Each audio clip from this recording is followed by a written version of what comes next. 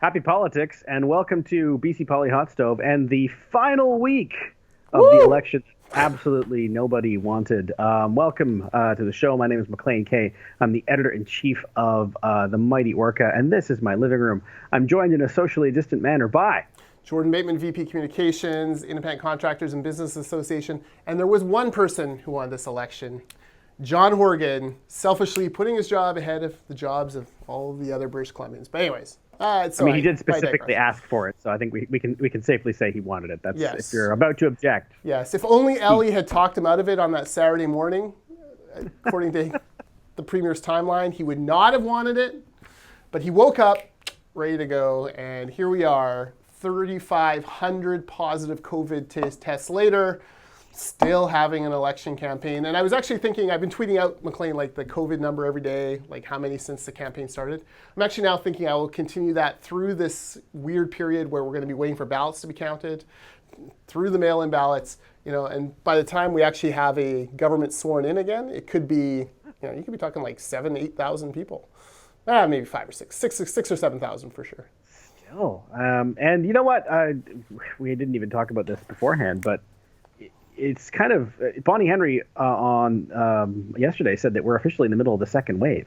Yeah. And had she said that a couple weeks ago, or had she felt that a couple weeks ago, man, that would have cast a very different, a pall over this whole election. Now, I agree that doing it was irresponsible to begin with. We've been saying that. I was saying that months ago, that when it was still just a gleam in the NDP's eye. But now it's like we're officially doing this during the second wave. And it's icky. And look, her projections told us we'd be in a second wave. Like, she says we're in a second wave. She's not surprised by it. She's not like, oh my God, I didn't see this coming. No, she very clearly laid out that this would be the period where we'd be in a second wave. Here's where it's going to get dodgy for whoever the next government is, and for her personally, is if she comes out in a week and says, okay, we're closing down kids' sports, we're closing down, we're going back to a little mini lockdown, like everything except school and work, this province will explode, because you cannot possibly have put us through an election campaign for the gain of one man and signed off on that and worked with Elections BC to make that happen and never used your outsized political influence to stop him. And then, after he's safely reelected or whatever, now we're going to lock it down. There will be outrage among. It'll be like a tinderbox. Yeah. Speaking of safely elected, one of the safer seats in this province has traditionally been Stikeen, and I had to stop myself there because I am always guilty of confusing Skeena and Stikeen. Mm-hmm. But Stikeen is where Nathan Cullen is the NDP candidate. And as you well know, I think we've talked about it on the show before, he done said a dumb thing on Zoom and has had to apologize. The news over the weekend was that John Horgan said that he would not be, bowing to calls to remove him as candidate, and that the Nathan really feels personally, damaged here, and that I can't. Muffin. I can see rejecting calls to have him resign, of course, but saying that he's the victim here, that's ridiculous. Yeah, let's talk about this Nathan Cullen thing, because there's two camps that I can see in a lot of social media and all. The first camp is Nathan Cullen didn't do anything wrong. I've listened to that comment. That's not racist. I think you're crazy. This is generally given by white people. Most notably, I was listening to the Strategist podcast, which is a great podcast out of Alberta, and Stephen Carter was kind of going on, waxing eloquent about how he doesn't see this as being racist. What did he say? He didn't say anything racist, and the high chief backed him up. But clearly, there's a second camp, which is like, no, that was a racist comment. And you had the Gitxsan hereditary chiefs write that. You had Els Rossway, and you had the actual aggrieved party, the person who actually, was the brunt of the comments, weigh in and say, no, that was inappropriate. And also in that camp, you had Nathan Cullen, who apologized. So, I'm a little bit, for the first group, I'm a little bit like, give your heads a shake. He apologized. So clearly, he admits there's something wrong. And he's apparently crushed emotionally, according to his buddy John Horgan. But why this is a magnified scandal, of course, is it stacks on top of the Anita McPhee decision. That should have been her riding to run in. According to the NDP's own equity guidelines, they came up with a fake rule, a fake thing that two of her membership signatures weren't active or something like that. In any other nomination, she'd get a phone call like, "Hey, two aren't current paid up members. Either get them to pay, or can you get two more?" And she'd be in. And this is the problem. So Nathan Cullen, white guy, privileged MP, expensing sushi and beer and wine to BC taxpayers. Already has an MP pension, now going to build a second pension. Like the epitome of the political insider. The epitome as far as NDP goes. They haven't been in power very often in order to have real insiders. But nonetheless. Still, he's done well. Yes, he's done exactly. well. Former federal NDP leadership candidate. Someone who clearly John Horgan feels comfortable with, wants to have in cabinet in a senior role. He gets it. So just shreds this narrative that the NDP are the party that cares about Indigenous issues, and then further he further shreds it by these very questionable comments that he has apologized for. I thought Vaughn Palmer hit the nail perfectly on the head in this morning's Sun. Hypocritical, and Vaughn writing the way Vaughn writes best, which is color commenting on their actual statements, using the candidate's own statements as play-by-play. Yeah. And then his color commentary on top of that. Those are my favorite Vaughn pieces. And Nathan Cullen, I've no doubt he is feeling sad, but it's not because of his comments, it's because he got caught and because he's taking a bunch of vitriol online, rightfully so for it. Yeah, it's if we've learned anything over the summer, well, we learned a lot of things over the summer, but it's that I think that we, and I'm speaking as white people here, we need to be very cautious about when we say things are definitely not racist. Mm-hmm. I think the default should be to listen, and even if you disagree, take a step back and go, okay, and think about it. Mm-hmm. And I am uncomfortable with a lot of white people rushing to Nathan Cullen's defense, saying, well, what he did is definitely not racist. I'm fine with them saying that in their experience he is not racist, or that they don't see how that could be taken that way. But it's not. I don't think it's our place to say to Roy Jones Jr. that what you experienced was not racism, or racist rather. And so I'm uncomfortable with that. I am uncomfortable, and even if I don't see it that way. Yeah. Well. You don't see it that way, unlike the Premier, who doesn't see color. He had to come out and apologize for that. Within 30 seconds of the debate ending, he was handed a statement by one of his flunkies who had written it up, so he was ready to go. I found McElroy, Justin McElroy, the prolific CBC tweeter and statsman from the Mother Corp, had an interesting crunch, of the candidates, Black, Indigenous, people of color candidates.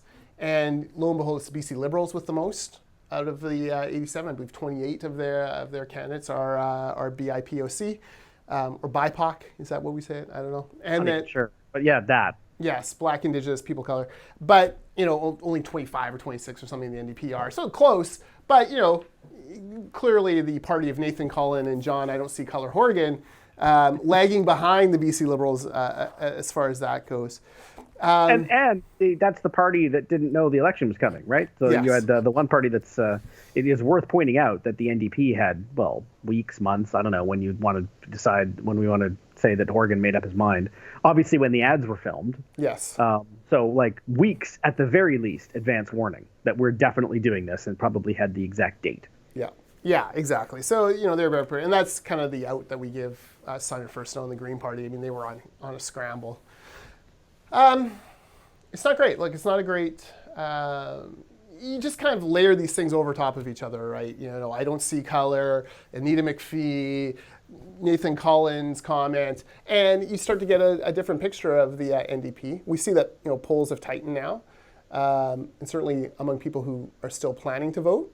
The Angus Reid poll had virtually dead heat. I think 1 or 2 points difference, so margin of error. So these are interesting times. I have noted on Twitter a real ramp up in NDP vitriol. They are on the attack like they haven't been in this campaign. That sort of reflexively makes me wonder if their internal numbers are showing what Angus Reid is showing. Like, why stir up the hornet's nest if you don't need to? Yeah, it's an interesting time. But look, like, come on, like, I actually tweeted this out too, and it's not just it's just not about dealing with Indigenous people. Like, you start gaming out what a John Horgan cabinet would look like, and you realize just how many sins Carol James covered, right? Like, Carol James is Deputy Premier, Finance Minister, and probably the most respected member of that caucus, I would say, across the board. Yeah, absolutely. She gave him a lot of cover, but when you start to peel back and go, like, who had senior cabinet roles last time? By and large, men. And it's not going to get any better because Carol James is gone. She's going to be replaced by Murray Rankin and Nathan Cullen.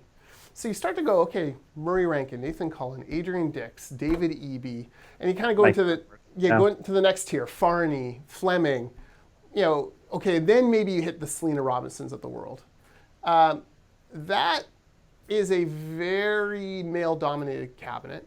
I look through their list of candidates, and there's lots of. I look at every party, and especially with the Green Party, you got to hand it to them.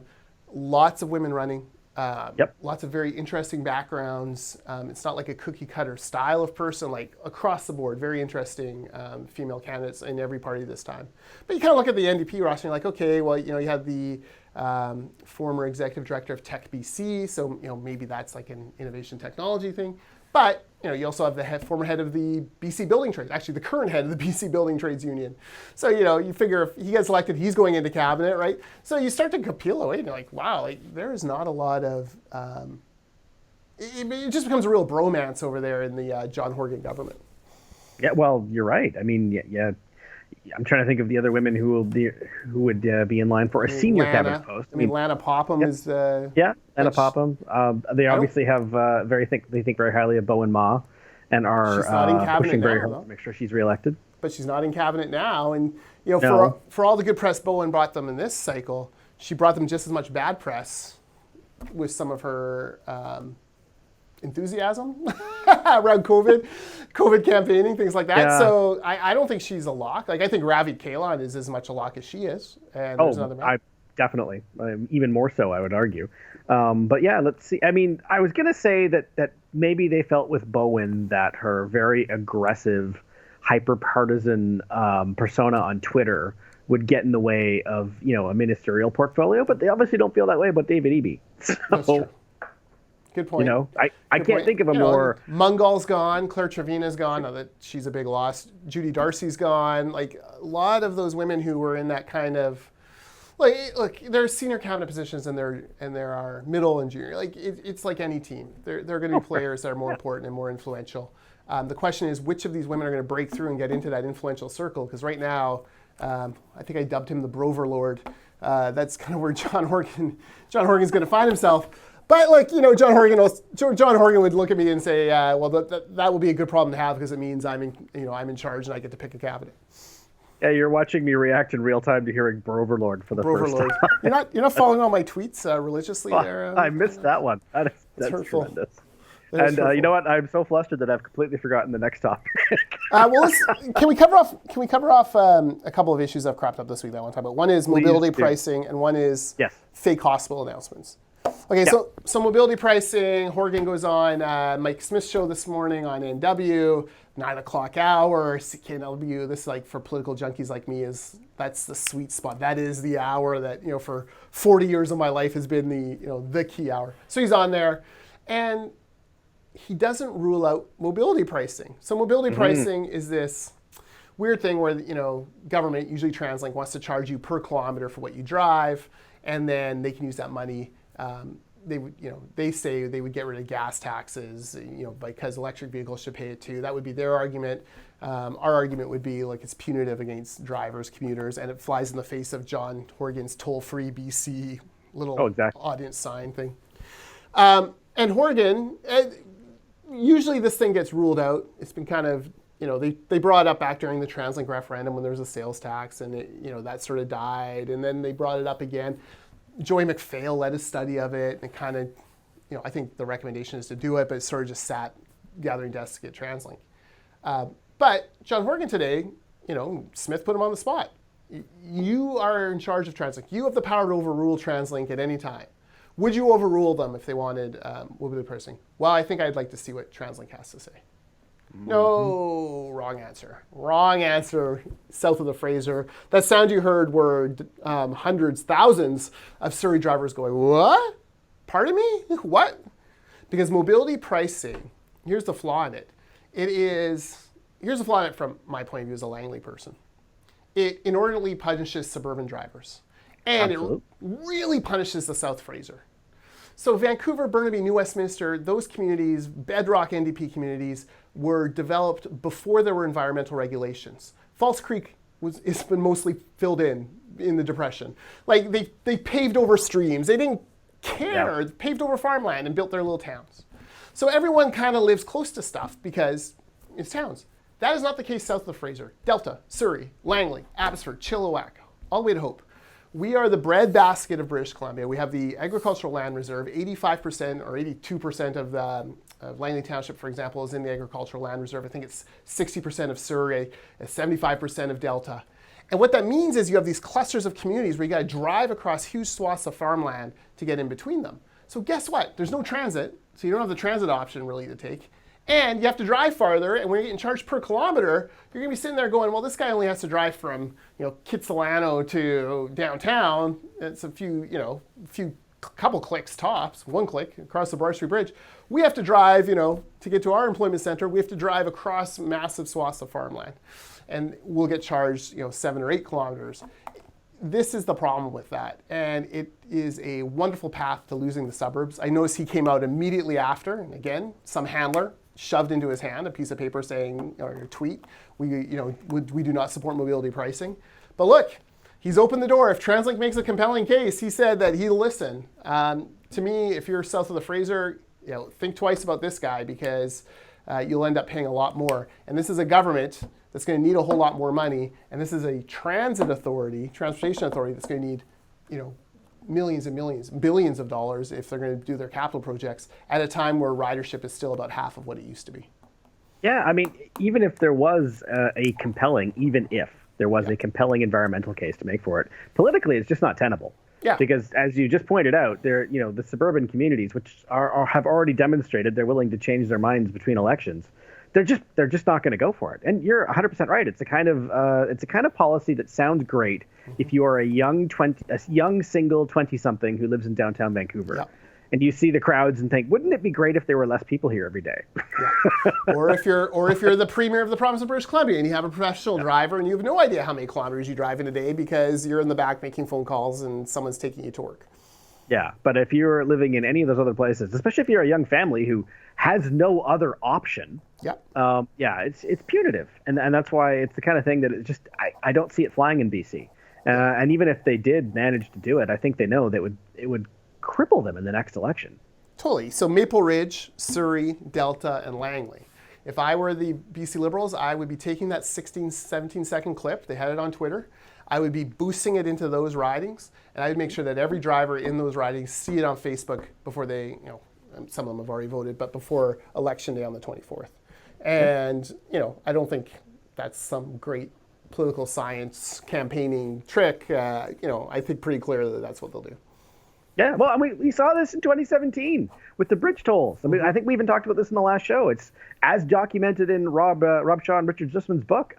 The idea of just eliminating all bridge tolls was not some, exhaustive policy review. It was literally someone in the war room saying, we're doing this because it's gonna help us win votes. And it worked. Yeah.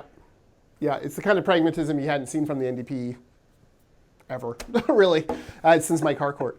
This is what we're going to do to win. So, if you're the BC Liberals, if you're a BC Liberal candidate, Maple Ridge, Richmond, maybe another place, be pounding this message. John Horgan's opened the door to mobility pricing. How do you want to pay per kilometer?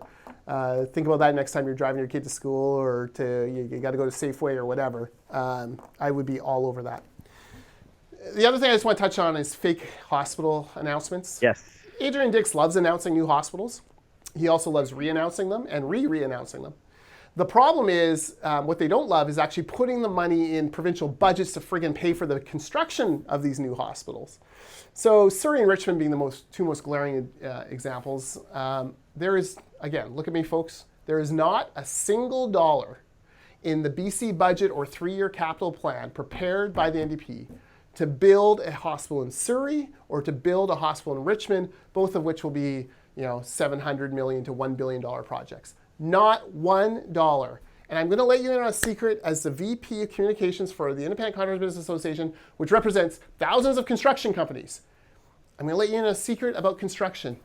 It takes money to build stuff. You actually have to have dollars in order to buy the stuff you need, to buy the rebar, to buy the light. Like, you actually have to have money. You can't just mythically build stuff without any money.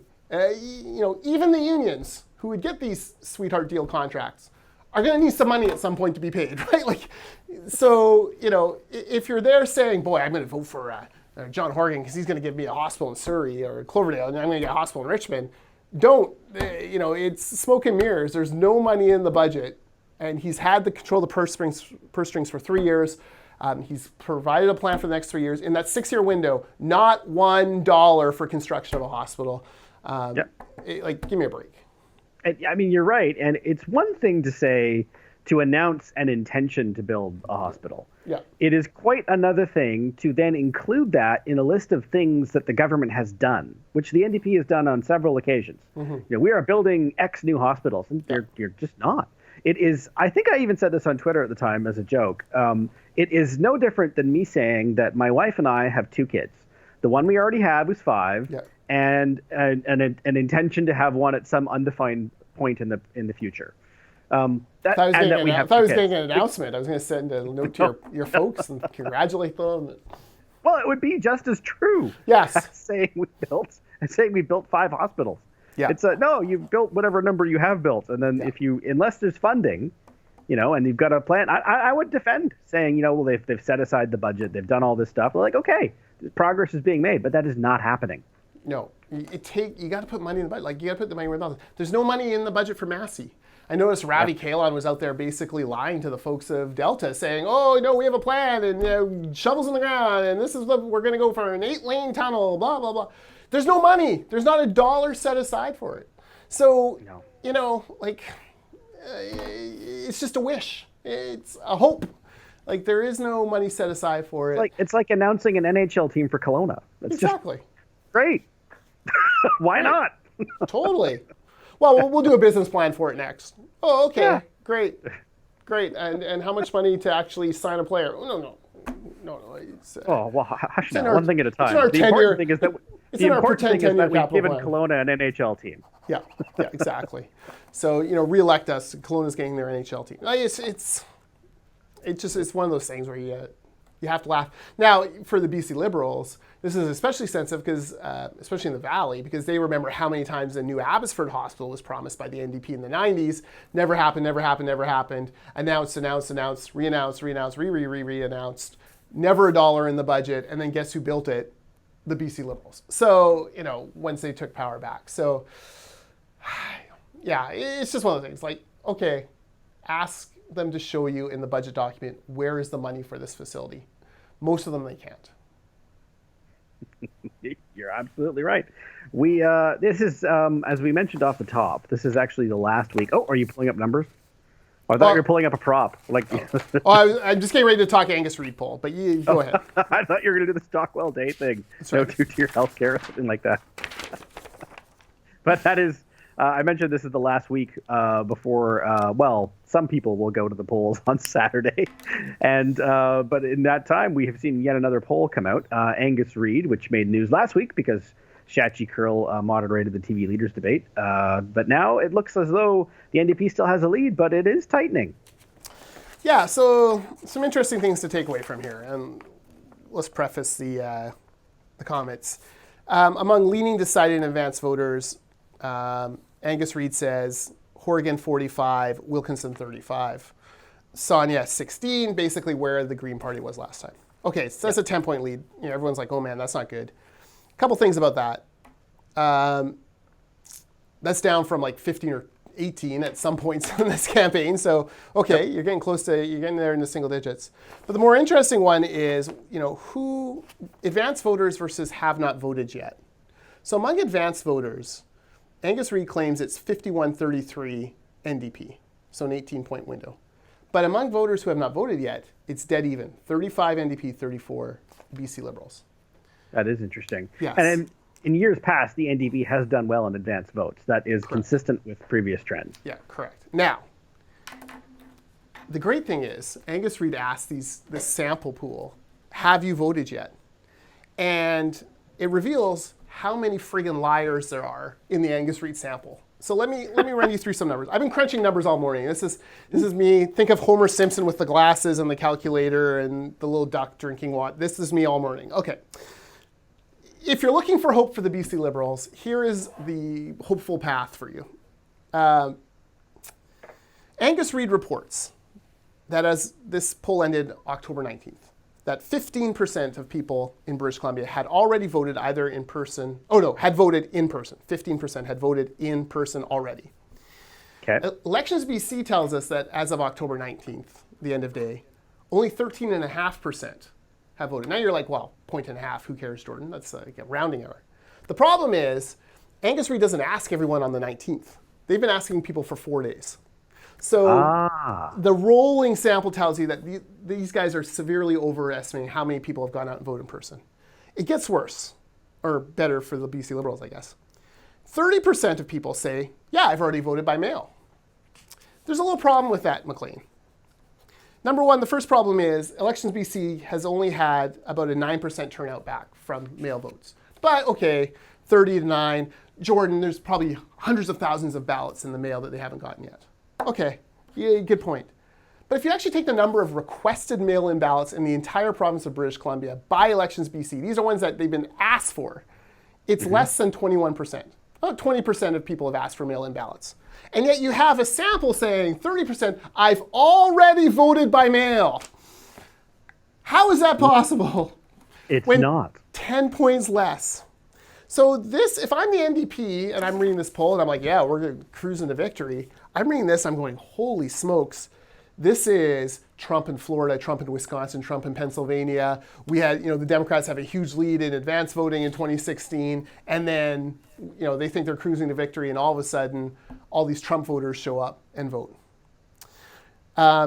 So, if you believe that people who have not actually voted yet are actually split evenly between the NDP and BC Liberals, this election gets a whole lot closer, a whole lot faster. And so that to me, was the interesting thing. And it reinforces, pollsters sometimes ask after elections, like, did you vote in the last election? And 90% of respondents will say yes, but voter turnout's like 52. People are liars when it comes to whether or not they've cast a ballot. And, this proves it. 30% say they voted already by mail, and only 21% of the electorate's actually asked for it. I mean, everything you say is confirmed on a more anecdotal basis just by watching the tenor of the campaign the last few days, especially from the NDP, who I would argue are not behaving as though they have an insurmountable lead. Now, granted, it is always good advice for any party to campaign as though they're 10 points behind. I completely agree with that, and I think it's consistent no matter which party you're talking about. But there is a sort of, it's gotten more aggressive in the last couple of days, and again, I'm aware this is an anecdote, and the tenor of attack releases in that has increased, and it feels as though exactly what you're describing, as though it is actually a little tighter than some of the polls would have you believe. And I mean, you mentioned 2016. I know that a lot of these polls overrepresent in urban areas. And so if the NDP are running up the score, so to speak, in Vancouver, Mount Pleasant, places like that, that's great, good for them, but it doesn't help them win seats in Surrey or anywhere outside that riding. And I have always wondered if there was a little of that at play here. Yeah. Look, there's some interesting other breakdowns here. So they break it down by region. And so they have a 400 sample for Metro Vancouver, but then they have a 298 sample for what they call Lower Mainland Fraser Valley. I'm going to let you in on a secret, Maclean. Metro Vancouver is the Lower Mainland. So what the hell is that number? both of them have, like Metro Vancouver has Horgan ahead by 23, and in the Lower Mainland Fraser Valley ahead by 5. I find like, okay, I don't know about that. That doesn't seem right to me. That's one. The second is like Sonia is essentially flat across the regions. 13% in Metro, 14% in the Lower Mainland Valley, 15% in the Interior North, and then 25 on the islands. So she pops to 25. But I don't know, I'm not sure about that either. But when you go riding by riding, okay, if she is 25 across the island and North Coast, I suspect that's higher in Cowichan, and lower in North Coast where Jennifer Rice is. Like that to me seems legitimate. I also go by the age and demographics. And this claims that men over the age of 55, one of the most reliably conservative voting demographics in Canada today, that somehow, Wilkinson's finally come back. Remember, they were way down before, and come back, and he's finally got a 6-point lead on them. I suspect that's probably higher. The 18 to 34s, Horgan is doubling Wilkinson, 52% to 26%. But Sonia Furstenau is only 18. That doesn't feel right to me. The Greens being 8 points behind. Like, that just does not feel right to me among that age group. So there's like little questions here and there. Like, I don't know. Like, do you really believe that Andrew Wilkinson is beating Sonia Furstenau among 18 to 34-year-old women? I don't know. Like, that doesn't. And if he was, I feel like that might have changed after the debate when everyone agreed she performed very well. Yeah, and this was post-debate. So, I don't know. There's some questionable things in there, and I listened to the Unspun with Shachi with Jody Vance, and Shachi's great. Like, I enjoyed listening to her and that sort of thing. Wish we had this poll before, because I would have sent the question to Jody and been like, how does she account for the fact that 30% of people in her sample have already voted by mail, but only 20% of the electorates actually asked for a ballot? These are all good questions. You mentioned Sonia Furstenau, and we weren't going to talk about this, but I actually spoke with her on whatever day it was, Thursday or Friday. And she said something very interesting that I hadn't heard her say before. I was asking her about the NDP pouring time and resources into her riding, which they are doing. And one thing she said she's been hearing from them, the NDP, is this narrative that she actually takes great offense to. And it's not that I sort of stopped and thought about it. She said that one of the things they keep telling voters is that, well, she's the leader now. She can't possibly represent you. She'll be too busy, too focused, running this gargantuan political machine that is the BC Greens. No disrespect intended. But that is not something you ever hear about John Horgan, about Andrew Wilkinson, and that she feels that it is inherently sexist. And I had not heard that before, mostly because I'm not a Cowichan Valley voter. But it to me, it kind of speaks to the length of that, the depths that are being sunk to in that riding. And that I referenced some of the dirty tricks in 2019 between the NDP and the Greens, and which were one way, by the way. The Greens were alleging the NDP were lying about them in mailers and such. Man, that's going to be one of the underrated stories of this election, is just how ugly things have gotten here on the island between the NDP and Greens. Yeah, I'm not going to presume to question Sonia's diagnosis of sexism. I will add to it. It's just a blatant lie. And it is a complete and total lie. And, for most voters, having a leader in your riding is actually a desirable thing, because you're, someone who has more influence, more ability to set policy, more ability to find the dollars and get them into your riding. So, it's a lie. You don't think whatever it is, Wanda Fuca, whatever, is benefiting from having John Horgan as their MLA? Of course they are. Just like Kelowna West did when Christy Clark moved there, and just like wherever Point Grey when Gordon County, of course they benefit from it. They're just you have someone in charge with the ability of the stroke of a pen to change decisions. So, I don't know if it's just coincidental. that, or if, if she's right, it is a sexist kind of thing, but pretty sure, I'm going to go on a limb here, pretty sure Sonia Furstenau can handle being both the leader of the BC Greens and an MLA in her riding. I just get the sense that she can probably multitask and do both. Yeah. Well, I'd be very curious if Bryce Cassavant, I think was his name, the NDP candidate in the last provincial election, said that about Andrew Weaver. I bet he didn't. Yeah.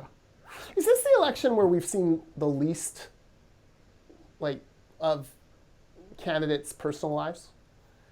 Like, we know Horgan's married to Ellie because there was the protesters on the lawn, and that really maybe. Yep. But we haven't seen her anywhere, and we haven't and that's fine. Like, they're not doing big events. Like, I get you. Wilkinson, I believe he has 2 daughters, but I'm not really sure. I know he has a dog. I've seen the dog in Instagrams. Sonia, I have no idea. Is she married? Does she have kids? Is that what? Yeah. Actually, it's a good point. Sonia does have at least one son who is with her on the campaign. Okay. But have I seen him? No. And you mentioned Horgan and Wilkinson. These are 2 pretty guarded people when it comes to their private lives. Horgan has referenced his wife on a number of occasions, but I mean, I legitimately have no idea what she looks like. I don't know if she's ever been, appeared in public with him that I can think of. Yeah. And you're right. I don't know how many kids Andrew Wilkinson has. Yeah. That's kind of remarkable if you think about it. I know he has daughters, but that's all I know. It's you're right. I think this might be the campaign in which we've learned the least. Ironic, we met Carol James' social media campaign. I mean, we know Carol James's husband. We know Gordon Campbell was married to Nancy, but she didn't do much politically, so that's sort of in that same model. Maybe it's just a BC thing. Adrian Dix, we had no idea about. Maybe it's just a BC thing. It's just funny because when you're running for municipal office, the first thing you do is picture of you and your family and oh, look at me, I'm a normal human. I think James Robertson's stuff in running for the BC Liberals in Port Moody, same thing, lots of family photos, and you use that as a way to connect with the average voter. But for some reason, that seems to not be the case in BC leadership politics. I think Christy Clark might have been the exception to Hamish. that. Yeah, right. But and Adrian Dix doesn't have kids that I'm aware of. But you're right. Yeah, maybe that is kind of a feature and not an anomaly this time. Just think of Biden, right, or Trump, or Obama, or going all the way back to McCain. You knew all more. It's just funny that more of us can name the Bush twins than from 20 years ago than can tell you. Even if John Horgan has kids, right? It's just an odd thing. Well, sure. I mean, you mentioned the Bush twins. I mean, Chelsea Clinton was I won't say a central figure, but very public. And, God help us, the various Trumps have been the last 4 years as well. Yeah. Maybe it's not a bad thing. Yeah. Anyways, it's just one of those little things I sometimes wonder about in BC politics, why families, not paraded, but it does add to the narrative of I'm not just a singularly focused, especially in a campaign where John Horgan's having troubles moving past the, I'm only in it for power narrative. Having the happy family, how power hungry can he be? His wife seems nice and his kids are great. It's just a weird, just a question. It's worth asking. It's interesting. And part of it might be that we mentioned that Christy Clark was the outlier. She was an outlier maybe because, her kid was still a kid. Yeah. And, he was cute. And it's different when you've got adult children, I think. And not that there's anything wrong with adult children, but, being a grandparent. I am an adult child, I'll have you know. But being a grandparent or having adult kids reinforces a subtle narrative that, you're older.